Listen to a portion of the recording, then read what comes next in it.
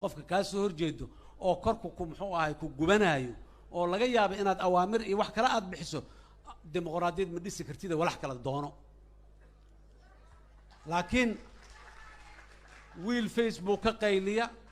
mid maxaan ku raa internet ka hadla mid television ka hadla mid maxaan ku raa meel kale ka hadla lama hor istaagi karo lagu mana ciladay karo lagu mana ceebi karo dadka qiimeynaayo hadalkaas oo qofkaas yiri dadka qiime intana la soo hor fadhiiso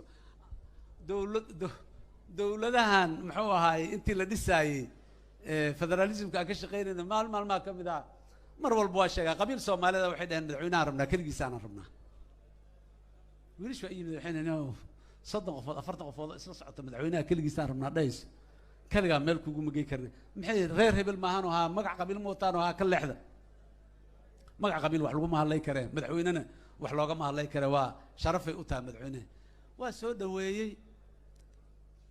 provocation in inta la iga xanaajo wareey waa edeb darantiina tago edebna ma qabtiin aan iraaha yaa lagu soo tashaday oo la yiraahdo waa kaasa madaxweyne waana diiday mana ku jirno shirkaan anaga waa ka baxnay waxaana waxba ku maleeyay nima istaagay suldaan hebelow warana la yiri nina la magacaabay aniga waa ogaa baashaas inayna suldaan lahayn aan ogaa markii in fidna la soo wado waa fahmay markii suldaan hebelow hadal markii la yiri in fidna la soo wado waa fahmay madaxweyne Soomaaliyeed ku maleynayna ma ayde nabadoon reer hebel ahaa taalayda meeshaan nacwad waxaas u fadhida meeshaan aa u timid waa dhageystay mid wariyaha madaxweynaha maxamed sallallahu alayhi warkayga ii dhaaf waa la isku qaqayliyay warkiisu u dhaaf suldaanka ha hadlay ka leexda warkii ma gow dhameystaan ayada lafsideedan qaadanaynaa wixii kale iigu timideen ii sheega ayadaas lafsideedan qaadanayna nabadoon uun soo burcada tahay oo tuugaad qoraya qarabku waxba dilirta ama la ilaahay nabadoon soomay nabadoonnimadan qaadanaaye nabadoonku wixii kaga dhex jiro hal ii sheego markii dambe waxay ku soo dhamaatay hooyaasho iyo raalli ah iyo kor la ii qaado waxaan kugu soo tala galnay waxaadna tiri isma lahe raalli ahaada raalli ah u leeyahay dimuqraadiyadu saasay leedahay telefishinada iyo YouTube-ka meel walba ku jirtaa waa ku duceynaynaa dhaaf public life ay ahayd ma ahayn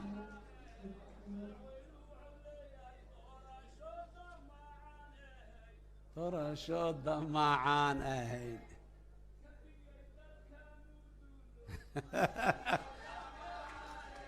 waa maasantahay garad waa maasantahay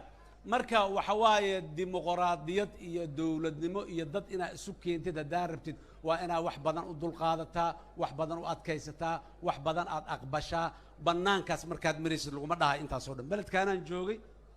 madaxweynenimada anoo 60 sano kusii dhawaan imiday 52 sano jira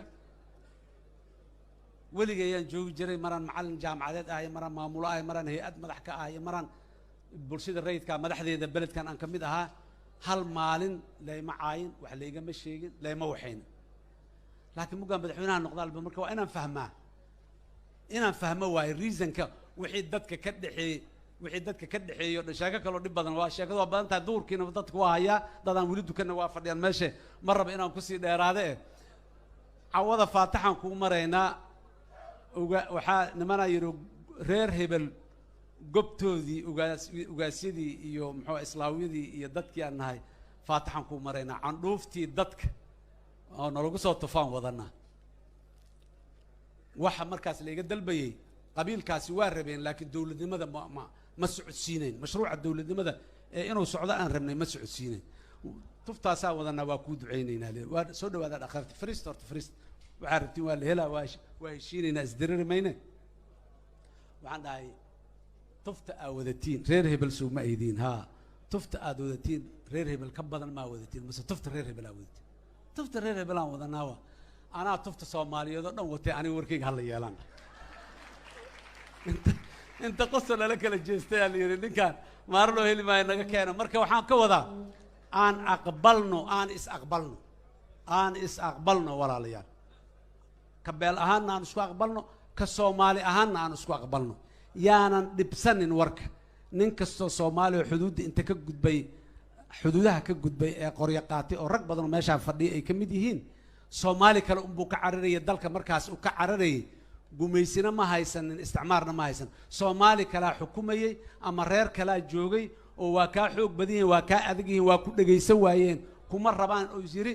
dadka yaanan iska eryin qof walba aan dhegaysanno ra'yiga aan qabno aan ku qancinno ama kow wataha nugu qanciyo midna waa isla qaadanaa diyaal aad iyo aad u mahadsantihiin waxaan leeyahay guulaysta dhammaantiin Soomaaliyana ha noolaato